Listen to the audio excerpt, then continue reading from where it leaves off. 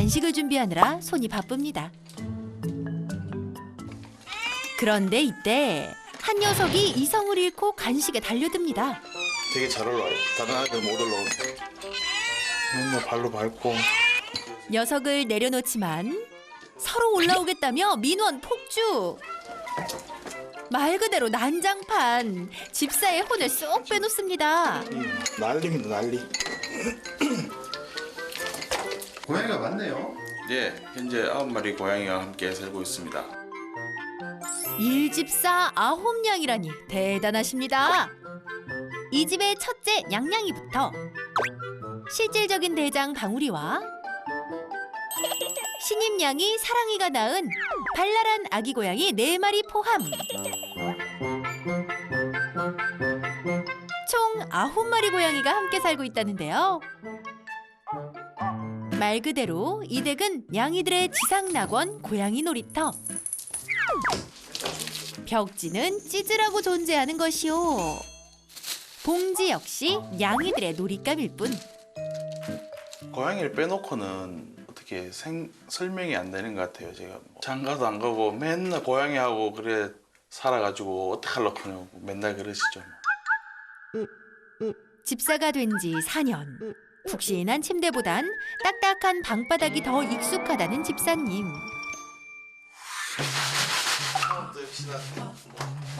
너무 많이 샀네요.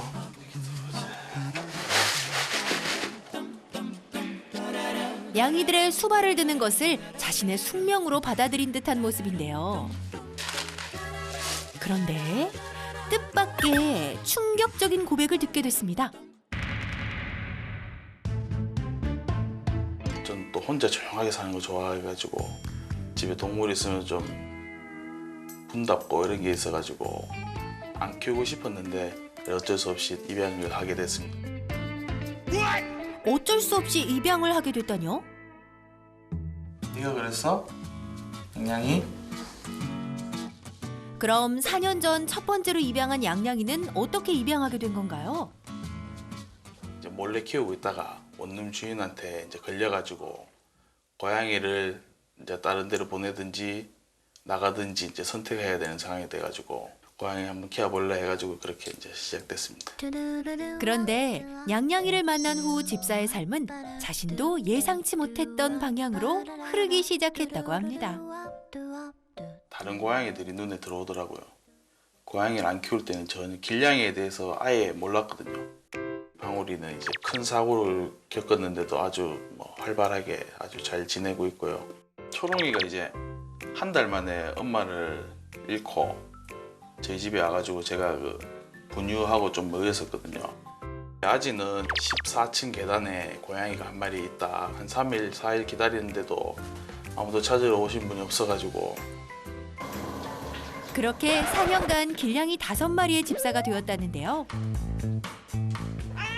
문제는 5마리 중 사랑이를 입양하면서부터 시작됐습니다. 기존 냥이들과 달리 사랑이와 사남매가 조금 아니 많이 유별나다는 것. 식탐이 너무 강해 틈만 나면 간식을 훔칩니다.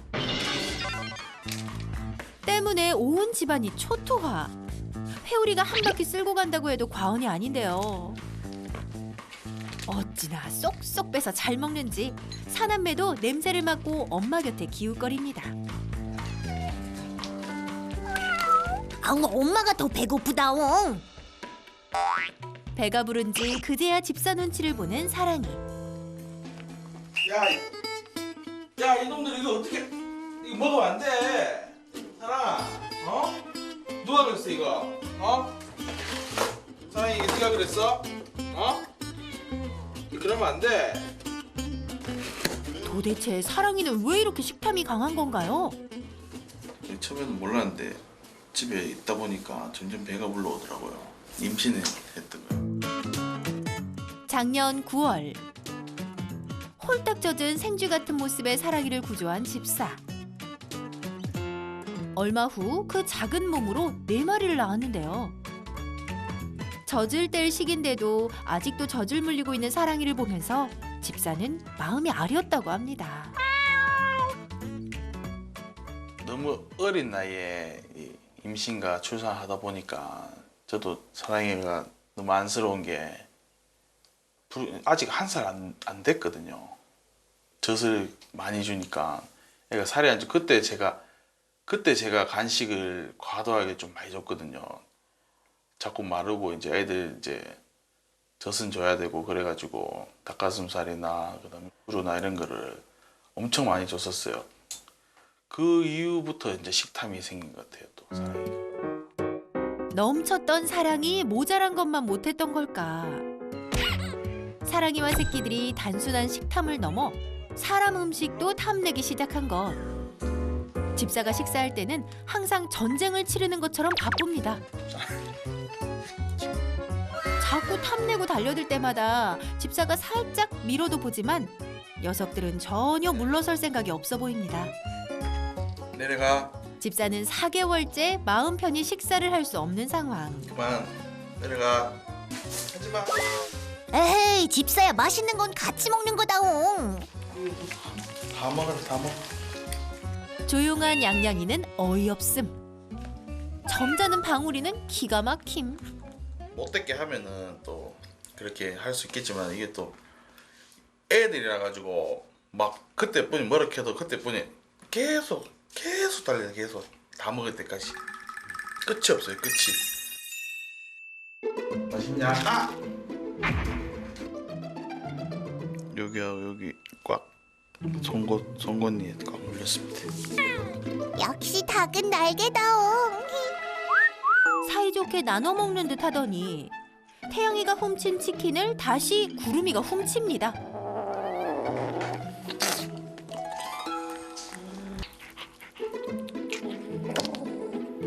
오, 녀석 성격이 보통이 아닌데요. 빼앗기지 않으려고 으르렁댑니다. 집사님 밥 빼앗아 먹는 것도 모자라 니들끼리 싸우기까지 하니?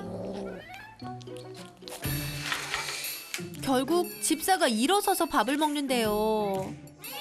아이고야, 고양이들이 먹다 남은 반찬으로 허기를 채우고 있네요. 하지만 사랑이 사남매의 항의가 계속 이어집니다. 운동도 되고 스쿼트 하면서 이렇게 다이어트와 그 저녁을 같이. 요새 다이어트 중이거든요.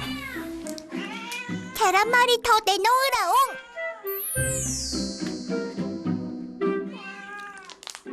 이렇게 아련하게 쳐다보고 너무 외면하기가 너무 힘듭니다. 끝까지 자리를 뜨지 않는 사랑이 때문에 집사님 식사를 대충 끝냈습니다. 그런데 녀석들의 식탐만큼 집사의 진을 빼는 것이 있는데요. 바로 끝없는 사냥놀이 지옥. 밥 먹고 자는 시간을 제외하면 쉴 틈도 없이 놀아달라고 보채는데요. 집사도 노력하고 있지만 어떨 때는 감당이 안 되기도 합니다. 완치력인 것 같습니다. 저 양양이는 보통 막 한 5분 놀면 이제 나오거든요. 근데 얘들은 뭐 끝날 때까지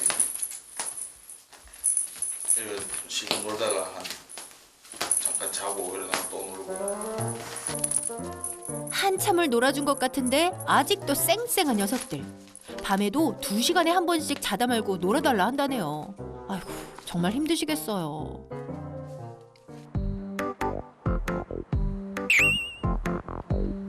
갔다 올 테니까 잘 놀고 있어. 밥 많이 먹고. 천천히 꼭꼭 씹어 먹으렴. 근데 어디 가시나요? 아하, 동네 고양이들 밥을 챙겨주고 계셨네요. 일과 시간에는 일하고 점심시간에 쉬는 시간 이용해가지고 매일 챙겨주고 있습니다. 주말에도 매일 제가 밥 주고 하거든요. 아, 주말에 쉬는 날도 와서 하신다고요? 예예. 주말에 쉬는 건 저만 쉬지 고양이 밥은 먹어야 되지 않습니까? 2년째 집사가 돌보는 아롱. 최근에 다친 상처가 있어서 특히 신경을 쓴다고 하네요. 근무 중인 아파트 주민들의 동의를 얻어 보금자리도 챙겨주고 매일매일 지극정성으로 녀석들을 돌보고 있답니다.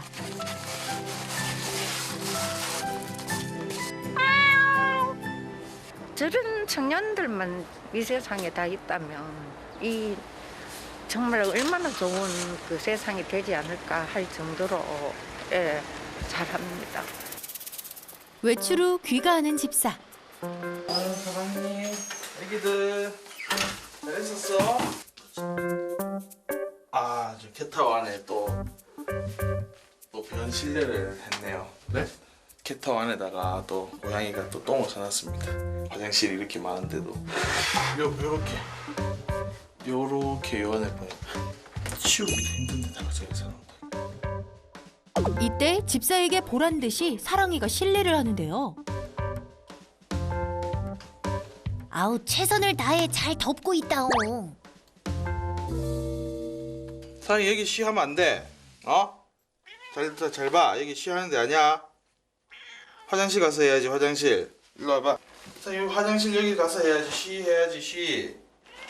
알겠어? 알았어. 타워 밑에 여기 항상 사는 자리에 여기 잘 안 보이는데. 화장실이 떡하니 있는데 집사는 매일 똥 아니 돌을 닦습니다. 저에 대한 불만을 이렇게 표현을 빨리 큰 집으로 이사 가라고 이렇게 좁아가지고 집이 작아서 투정 부리는 거라고요?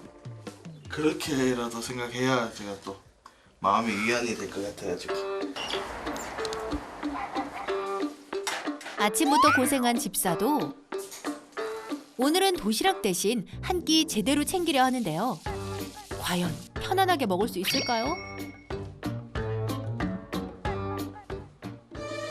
역시 제일 먼저 달려드는 건 사랑이.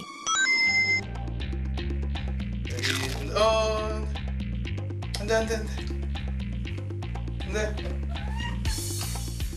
안돼 이놈들 먹지마 하지만 집사도 계속 당할 수는 없죠. 아이디어를 냈습니다.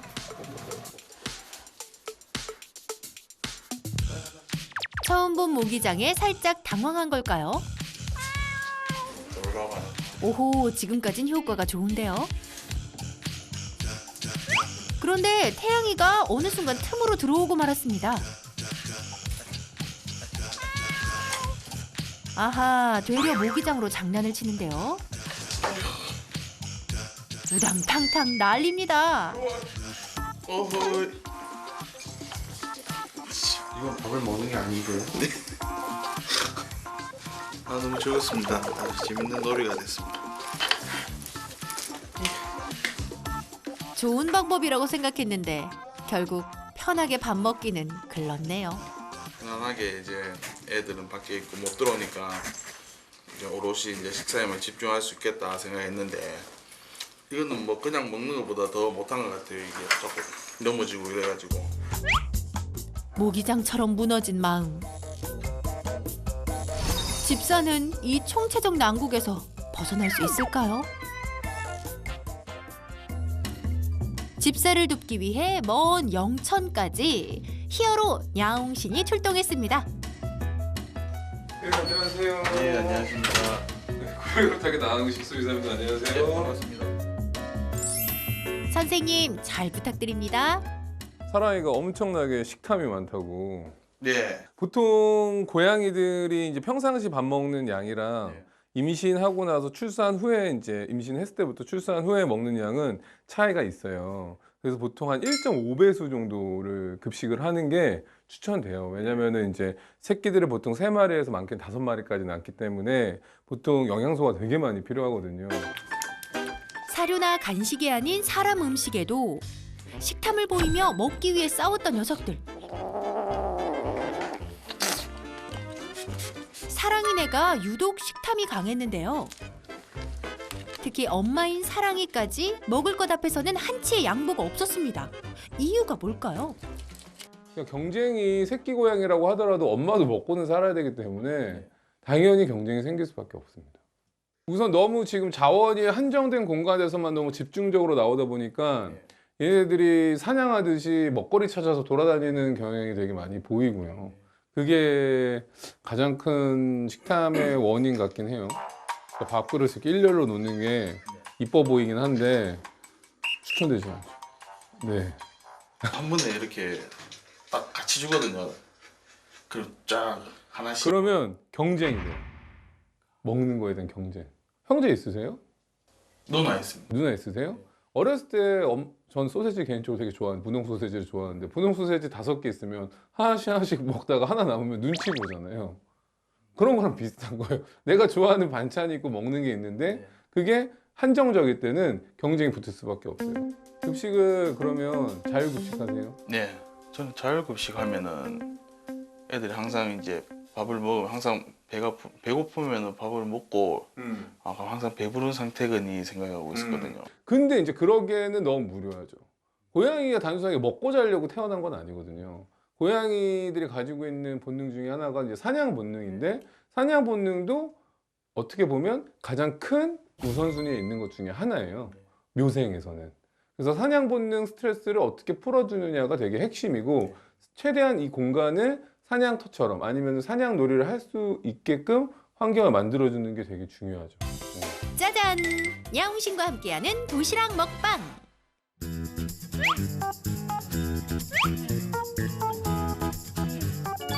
과연 먹방은 성공적으로 마무리될 수 있을까요? 여태까지는 보호자님이 이렇게 밥을 차리면 얘네들이 이렇게 와서 관심 갖고 이랬잖아요. 네. 집에 이런 컵들이 있을 거 아니에요. 소주컵이든 뭐 간단한 커피 마시는 컵이든 이런 긴 컵 이용해서 간단하게 얘네들한테 어렵게 먹을 수 있게끔 간식이나 보상을 주시면 되거든요. 에? 그렇게 쉽게요? 설마. 몇 개 넣고 그냥 이렇게 구부리면 됩니다. 구부려서 갖고 넘기고. 그런데 정말 거짓말같이 도시락엔 진정 관심 없음. 먹는 동안 얘네들이 차에서 먹을 수 있게끔 주시면 돼요. 얘네들이 갖고 놀고 있을 거예요. 그러면 아까처럼 저희는 밥을 먹고 있지만 얘네들 요거 이제 찾느라 정신이 없을 거예요. 사랑이도 놀며 먹느라 신났습니다.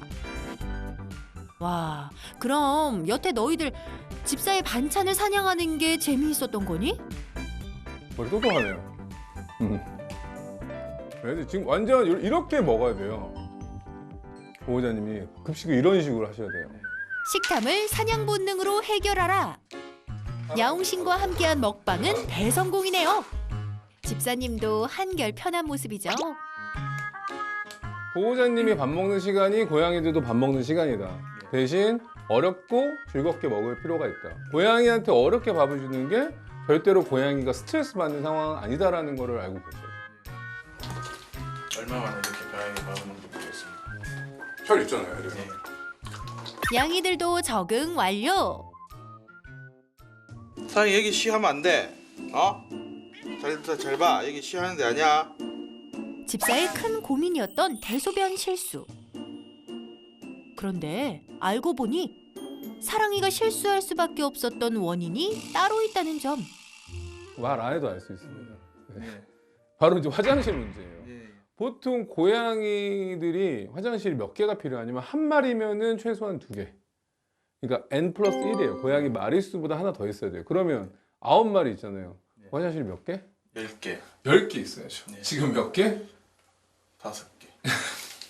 그러니까 당연히 대변 실수, 소변 실수 할 수 있다. 요즘에는 뭐 형제가 많지는 않지만 그럼 화장실 한 개면 어때? 난리 나잖아요.